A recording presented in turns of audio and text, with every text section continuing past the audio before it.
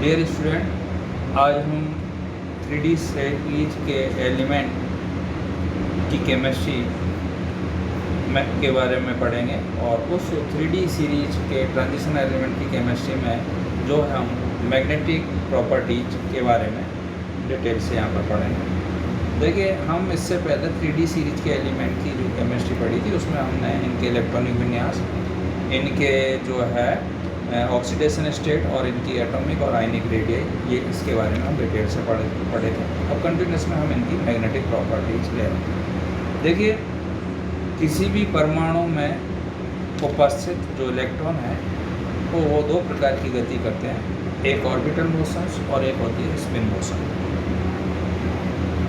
Orbital motion या कक्षीय गति प्रत्येक इलेक्ट्रॉन नाभिक के चारों ओर उपस्थित कक्षों ऑर्बिटल्स में वृत्ताकार गति करते हैं और इस वृत्ताकार गति की वजह से उसमें चुंबकीय गुण आता है या चुंबकीय आघूर्ण जो है उत्पन्न होता है और उसे हम ऑर्बिटल मैग्नेटिक मोमेंट कहते हैं या कक्षीय चुंबकीय आघूर्ण। कहने का मतलब इलेक्ट्रॉन की ऑर्बिटल मोशन से चुंबकीय आघूर्ण उत्पन्न होगा, उसे हम ऑर्बिटल मैग्नेटिक मोमेंट कहेंगे।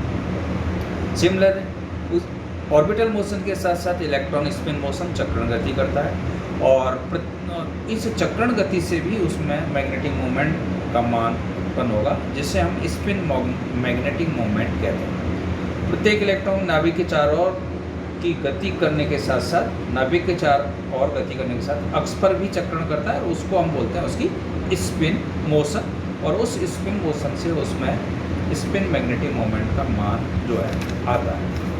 अब आप ये दोनों प्रकार की गति की वजह से, इन दोनों प्रकार के चुंबकीय आघूर्ण के कारण या दोनों प्रकार की गति की वजह से या दोनों प्रकार के चुंबकीय आघूर्ण के कारण प्रत्येक परमाणु जो है एक छोटे चुंबक की भांति व्यवहार करता है। ये हम यहाँ पर इस चीज़ को समझते हैं। अब मान लीजिए किसी भी परमाणु के अंदर मैग्नेटिक मोमेंट का मान अगर हमें या मैग्नेटिक मोमेंट मान वो प्रदर्शित करता है या मैग्नेटिक मोमेंट के मान आते हैं, तो उसमें इन दोनों गति का योगदान होगा, एक स्पिन मोशन और दूसरा जो है उसका ऑर्बिटल मोशन। अब क्या होता है कि और अब हम जो है इसमें ये समझते हैं कि, और दूसरा इसमें ये कि भी हमने यहाँ पर ये बता दिया कि ये एक चुंबक की भांति व्यवहार करता है प्रत्येक परमाणु यहाँ पर। अब कोई भी परमाणु है, उस परमाणु का चुंबकीय व्यवहार के आधार पर तीन प्रकार, कोई भी परमाणु है वो चुंबकीय गुण के आधार पर या चुंबकीय व्यवहार के आधार पर तीन प्रकार का हो सकता है या तीन यहाँ पर टर्मोलॉजी दी गई। एक है डाईमैग्नेटिक, दूसरा है यहाँ पर पैरामैग्नेटिक और तीसरा यहाँ पर है फेरोमैग्नेटिक। ठीक, अब अगर कोई भी पदार्थ डाईमैग्नेटिक है, मतलब प्रति चुंबकीय, उसके अंदर चुंबकीय गुण नहीं है, तो उसको क्या है कि हम चुंबकीय क्षेत्र के अंदर अगर हम रखें उस पदार्थ को, चुंबकीय मैग्नेटिक फील्ड के अंदर रखने पर वो जो है उससे जो चुंबकीय रेखाएँ जो निकलती है वो उससे दूर हट जाती है या उसमें से गुजरती नहीं है, मतलब दूर हट जाती है, या चुंबकीय क्षेत्र प्रति चुंबकीय गुण रखने वाले जो पदार्थ हैं वो चुंबकीय क्षेत्र से क्या होते हैं, रिपल होते हैं, प्रतिकर्षित होते हैं। जैसा कि इसी डायग्राम में यहाँ पर दिखाया गया। देखिए यहाँ पर नॉर्थ और ये मैग्नेटिक फील्ड जनरेट किया गया और ये जो बायोमैग्नेटिक, तो इसमें क्या है, ये बल रेखा है, इस पदार्थ से दूर हट रही है यहाँ पर। तो ऐसे पदार्थ जो है जो कि जिनको चुंबकीय क्षेत्र में रखने पर चुंबकीय बल रेखा मैग्नेटिक रेज जो है उनसे दूर हट जाती है, वो उनका जो व्यवहार होता है वो डाईमैग्नेटिक होता है। अब ऐसा क्यों होता है, उसका इसलिए ये इस प्रकार क्यों होगा, ये इसमें यहाँ पर इसलिए उन पदार्थों के अंदर या उन परमाणु के अंदर ऐसा होगा जिनमें सभी इलेक्ट्रॉन क्या है, पेयर्ड, कक्षकों में सभी इलेक्ट्रॉन्स क्या है, पेयर्ड। तो पेयर्ड एक कक्षक में 2 इलेक्ट्रॉन आ सकते हैं, आप जानते हैं, पहले पढ़ा हुआ है अपने बच्चों। तो इस एक कक्षक के अंदर जो 2 इलेक्ट्रॉन है वो एक इलेक्ट्रॉन क्लॉकवाइज घूमेगा और दूसरा क्या करेगा, एंटी क्लॉकवाइज। कहने का मतलब एक का मान +½ होगा, चक्रण अगर जो है देखें उसका स्पिन क्वांटम नंबर का मान देखें, एक में +½ होगा दूसरे में माइनस, क्योंकि दोनों एक दूसरे के विपरीत डायरेक्शन में, एक क्लॉकवाइज दूसरा एंटी क्लॉकवाइज। तो अगर ऐसे यौगिक में जिनमें सभी पेयर्ड इलेक्ट्रॉन है, चुंबकीय आघूर्ण के मान एक दूसरे से कैंसिल हो जाते हैं या उनमें चुंबकीय आघूर्ण का मान 0 होता है, या उन पदार्थों को या उन परमाणु को मैग्नेटिक फील्ड में रखने पर वो मैग्नेटिक रेज को क्या है, रिपल करते हैं, उन्हें हम प्रतिचुंबकीय कहते हैं। ठीक है, ये यहाँ पर डायग्राम में भी यहाँ पर स्पष्ट दिया। अब देखिए, प्रतिचुंबकत्व का गुण प्रत्येक पदार्थ में पाया जाता है, इसको ढंग से समझ लीजिए। क्योंकि युग्मित, ये किसका गुण है, ये पेयर्ड इलेक्ट्रॉन या युग्मित इलेक्ट्रॉन का गुण है, और युग्मित इलेक्ट्रॉन प्रत्येक पदार्थ में या परमाणु में होते हैं, लेकिन यह प्रदर्शित केवल उन पदार्थों में होता है जिनमें केवल युग्मित इलेक्ट्रॉन है। ध्यान देना है। देखिए, हर पदार्थ के अंदर या हर परमाणु के अंदर डायमैग्नेटिक प्रॉपर्टीज पाई जाती है। क्यों पाई जाती है? क्योंकि ये जो पेयर्ड इलेक्ट्रॉन की प्रॉपर्टी है, और हर पदार्थ या परमाणु में पेयर्ड इलेक्ट्रॉन होते हैं। ठीक है, तो पेयर्ड इलेक्ट्रॉन अगर है तो उनमें जो है युग्मित इलेक्ट्रॉन अगर उनमें उपस्थित है तो वो मैग्नेटिक मोमेंट के माने एक दूसरे से कैंसिल हो जाते हैं, और कैंसिल होने की वजह से वो पदार्थ जो है मैग्नेटिक प्रॉपर्टी रिप्रेजेंट नहीं करता है, मतलब उसमें प्रतिचुंबकीय गुण पाया जाता है। लेकिन ये जो प्रतिचुंबकत्व का जो गुण है वो के साथ साथ अनुचुंबकत्व का गुण भी अगर पदार्थ में उपस्थित है तो वो तभी दिखाएगा, तभी होगा जब उसमें अनपेयर्ड इलेक्ट्रॉन उपस्थित है। अनपेयर्ड इलेक्ट्रॉन उपस्थित है। केवल डायमैग्नेटिक प्रॉपर्टी उन्हीं पदार्थों में या उन परमाणुओं में देखने को मिलेगी जिनमें केवल और केवल पेयर्ड इलेक्ट्रॉन या युग्मित इलेक्ट्रॉन ही उपस्थित होते। ठीक है, अब देखिए यहाँ पर जो पदार्थ प्रतिचुंबकीय गुण प्रदर्शित करते हैं वो उनका जो चुंबकीय गुण है ताप पर निर्भर नहीं करता, और वो जो है और ताप पर निर्भर नहीं करता, और ना ही चुंबकीय क्षेत्र की शक्ति पर, इंटेंसिटी, तीव्रता पर वो निर्भर करेगा। इस बात को भी आप यहाँ पर ध्यान से देख लें। अब आप लेते हैं दूसरे टाइप के पदार्थ। वे पदार्थ जिनमें पेयर्ड इलेक्ट्रॉन के साथ साथ कौन से इलेक्ट्रॉन उपस्थित है? अनपेयर्ड इलेक्ट्रॉन, उनकी संख्या चाहे एक हो या एक से ज़्यादा हो। तो उन पदार्थों को अगर हम मैग्नेटिक फील्ड के अंदर रखें, ये डायग्राम दे रखा है, तो उन पदार्थों में से ये जो मैग्नेटिक रेज है, चुंबकीय बल रेखा है, वो इनमें से गुजरेगी। मतलब या ये पदार्थ जो है मैग्नेटिक फील्ड से क्या होगा? अट्रैक्ट होगा। क्या होगा? अट्रैक्ट होगा। और अगर ऐसा है उस पदार्थ में, तो वो उस पदार्थ के अंदर चुंबकीय गुण है, और चुंबकीय गुण अगर उस पदार्थ में है तो वो पदार्थ जो है या वो परमाणु जो है अनुचुंबकीय गुण रखता है, या अनुचुंबकत्व के गुण उसमें पाया जाता है। ठीक है, अब ये जो अनुचुंबकत्व या पैरामैग्नेटिक जो प्रॉपर्टी है, ये जो है पदार्थों की जो है केवल किसकी वजह से होगी? Unpaired electron. पेयर्ड इलेक्ट्रॉन तो उसमें है ही है, उसके साथ साथ कौन से इलेक्ट्रॉन उपस्थित है? अनपेयर्ड इलेक्ट्रॉन उसमें उपस्थित है, तभी पैरामैग्नेटिक प्रॉपर्टीज उस पदार्थ या परमाणु में पाई जाती है। अब ये जो पैरामैग्नेटिक प्रॉपर्टी है वो टेम्परेचर और मैग्नेटिक फील्ड दोनों द्वारा ही प्रभावित होते हैं, या दोनों पर ही निर्भर करती है। मतलब ताप बढ़ाने या घटाने पर भी ये चेंज होगी, और उसकी जो है मैग्नेटिक फील्ड जो है H, उसको कम ज़्यादा करने पर भी ये प्रभावित यहाँ पर होगी।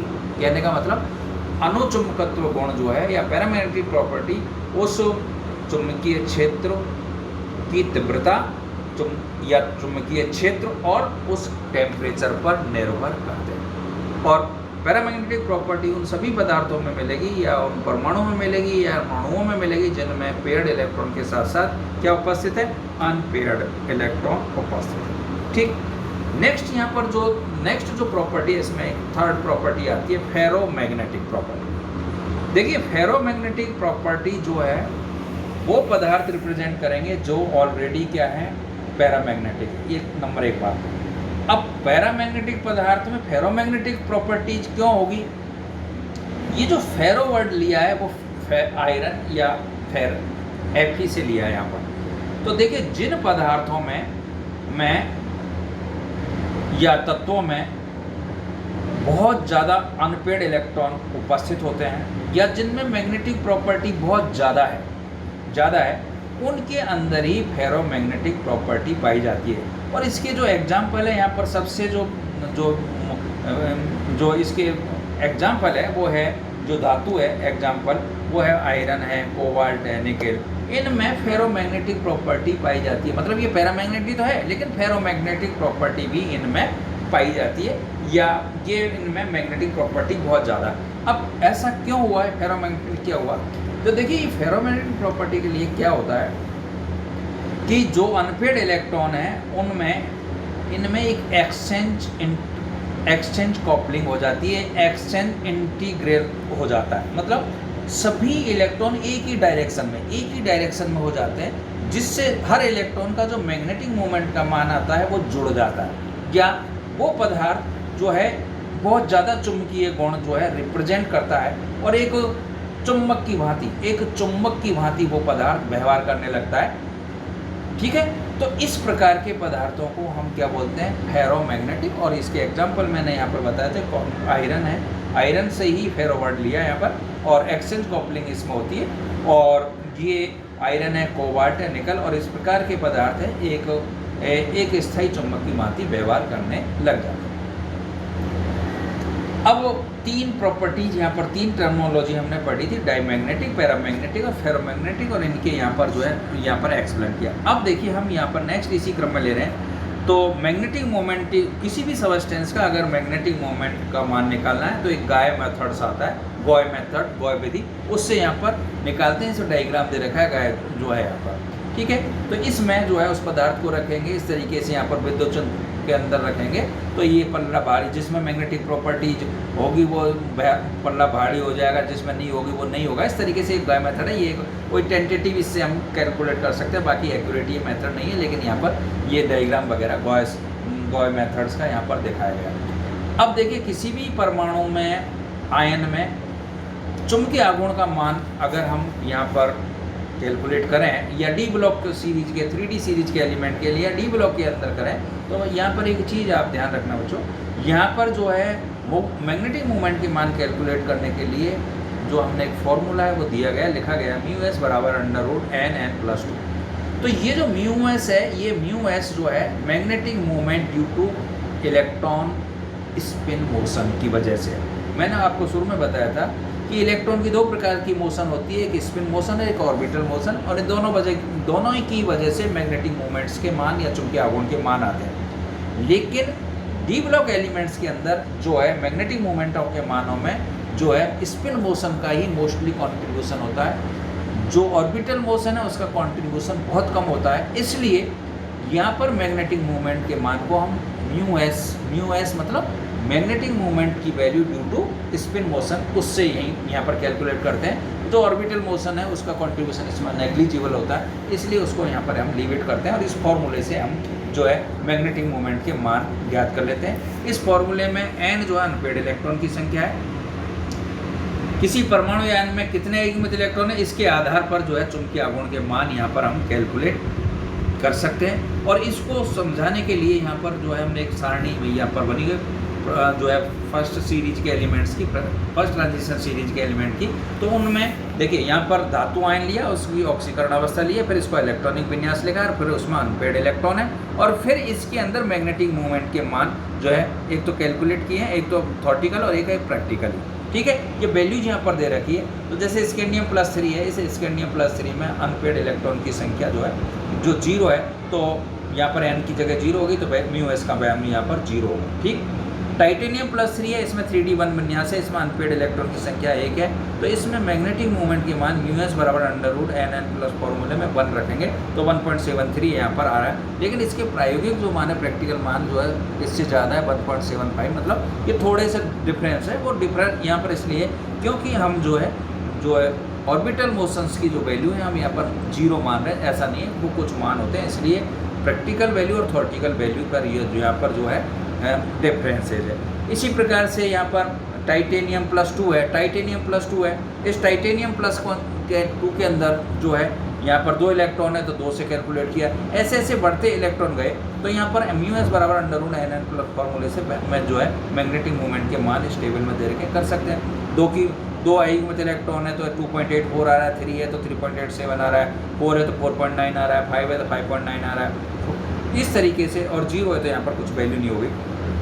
तो इस प्रकार से हम जो है विभिन्न प्रकार के धातुओं में, 3D सीरीज के धातुओं में मैग्नेटिक मोमेंट के मान को हम निकाल सकते हैं या समझ सकते हैं। और ये 3D सीरीज के तत्व जो है, ये ही कॉम्प्लेक्स बनाते हैं, तो इनमें मैग्नेटिक मोमेंट के मान कैसे निकलेंगे, ये आपने जो है कोऑर्डिनेशन केमिस्ट्री पढ़ी तो बहुत अच्छी तरीके से आपने समझा था। जैसे यहाँ पर एक कॉम्प्लेक्स भी लिया K4 FeCN का ऑल्सो, इसमें Fe+2 है, और जो है इस ये लो स्पिन कॉम्प्लेक्स है या जो है, तो इस तरीके से इसमें वैल्यूज यहाँ पर याद कर सकते हैं। तो हमने पहले ऑलरेडी पढ़ चुके हैं। तो यहाँ पर लो स्पिन कॉम्प्लेक्स है, तो डी में 6 इलेक्ट्रॉन और 6 पेयरिंग होगी यहाँ पर, क्योंकि ये Cn- तो कोई अनपेड इलेक्ट्रॉन नहीं है, तो इसमें जो है चुंबकीय आघूर्ण का मान क्या है, 0 होगा। तो ये आप डिटेल से वहाँ पर पढ़े। कहने का मतलब यहाँ पर ये है बच्चों कि 3D सीरीज के अंदर जो मैग्नेटिक मोमेंट के मान है वो किसकी वजह से होते हैं, क्यों होते हैं, कैसे कैलकुलेट करेंगे, और वो पैरामैग्नेटिक है, डाईमैग्नेटिक है, फेरोमैग्नेटिक है, ये सब आप यहाँ पर